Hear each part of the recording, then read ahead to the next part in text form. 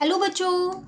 आज मैं आपको क्लास 9th का चैप्टर नंबर 1 कराऊंगी, संख्या पद्धति सपोर्ट मटेरियल से। ये चैप्टर हम पहले ही शुरू कर चुके हैं और इसके हमने क्वेश्चन नंबर 1 to 20 अपने कर लिए हैं। जैसा कि आपको पता है कि इस बार टर्म 1 में एमसीक्यू क्वेश्चंस आने हैं, है ना। और क्वेश्चन नंबर 1 to 20 हमारे सारे ही एमसीक्यू क्वेश्चंस थे। चलिए तो फिर हम आज आगे के क्वेश्चंस को कंटिन्यू करते हैं। आज हमने अपने एमसीक्यू क्वेश्चंस को कंप्लीट कर लेते हैं, ठीक है। इस चैप्टर के मैंने आपको कुछ इंपॉर्टेंट एमसीक्यू क्वेश्चंस भी करा रखे हैं, प्लस ये चैप्टर मैंने आपको एनसीईआरटी से भी करा रखा है। सबकी लिंक आपको नीचे डिस्क्रिप्शन में मिल जाएगी, आप वहां से इस चैप्टर को अच्छे से प्रिपेयर कर लीजिएगा, ठीक है। चलिए शुरू करते हैं अपना क्वेश्चन नंबर 21। तो क्वेश्चन है हमारे पास √6 इंटू √8 बराबर है। आपको इसका मान बताना है कि ये किसके बराबर है। देखो, जब भी दो रूट में संख्या हो ना, उन्हें एक ही रूट में लिख लो, ठीक है। अब जब आप इसके गुणनखंड करोगे तो 6 को आप 2 इंटू 3 लिख सकते हो और 8 को आप 2 इंटू 2 लिख सकते हो, ठीक है। इन दोनों का एक जोड़ा बन गया और इन दोनों का एक जोड़ा बन गया, तो 2 2 बाहर आ गए और √3 अंदर रह गया। तो फाइनली आपका आंसर आ गया 4√3। ये आपका आंसर। Clear question number 21। चलिए आ जाते हैं क्वेश्चन नंबर 22 पे। यहाँ आपसे क्या कह रहा है, 3√2 अपॉन में 3√2 माइनस 2√2 के हर का परिमेयकरण करने पर हमें प्राप्त होता है।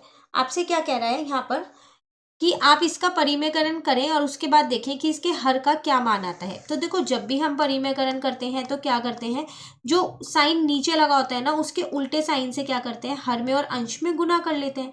तो 3√2 प्लस का 2√2 आ जाएगा और यहाँ पर भी 3√2 प्लस का 2√2 आ जाएगा।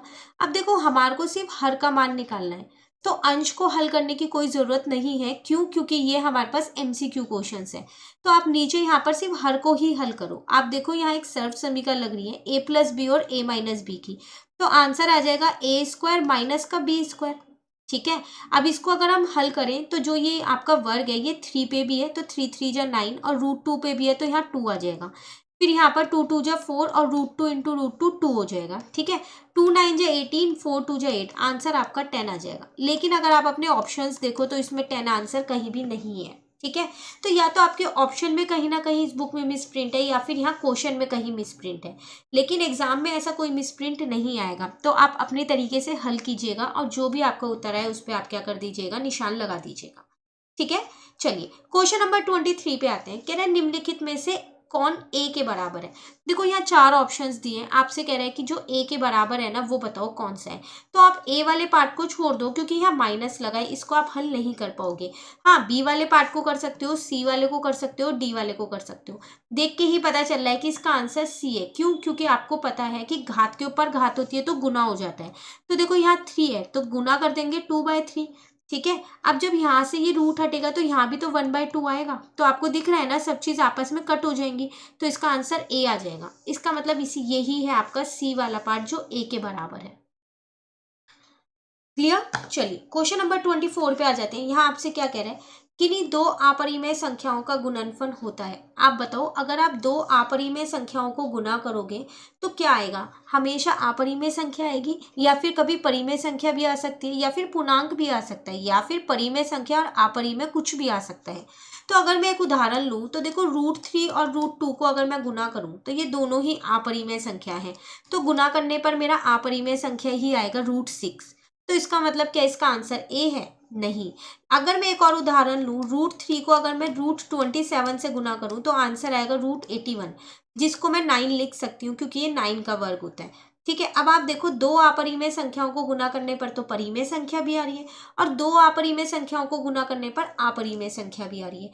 इसका मतलब कभी अपरिमेय संख्या आएगा और कभी परिमेय संख्या आएगा। तो ये डी वाला जो है ये आपका आंसर हो जाएगा, ठीक है।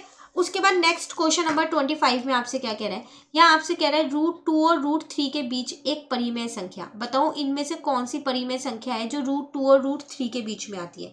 तो अगर आप √2 का मान देखो, 1 2 के मान आपको याद रखने पड़ेंगे। √2 का मान होता है 1.414 और अगर आप √3 का मान देखो यहाँ पर, तो जो आपका √3 का मान होता है वो होता है 1.732, ठीक है। तो इन दोनों के बीच में मुझे एक ही संख्या दिख रही है 1.5, जो इनके बीच में आ रही है नहीं आ रही। इसका मतलब इसका आंसर सी हो जाएगा। क्लियर? तो इसी के साथ आपके इस चैप्टर के जो क्वेश्चन नंबर 1 to 25 थे एमसीक्यू क्वेश्चंस, वो हमारे आज कंप्लीट हो गए हैं। अब जो आगे के क्वेश्चन है आप देख लो, ये रिक्त स्थान वाले हैं और उसके बाद है सही और गलत वाले। अगर आप क्वेश्चंस को देखो यहाँ पर तो कुछ क्वेश्चंस आपके पास वो हैं, हल करने वाले भी क्वेश्चंस हैं आपके पास। ठीक है, तो हम इन क्वेश्चंस को अपनी नेक्स्ट क्लास में करेंगे। आप ये मत सोचिएगा कि ये रिक्त स्थान वाले क्वेश्चन है तो पेपर में नहीं आएंगे, ये क्वेश्चन भी एमसीक्यू बन के आ सकते हैं।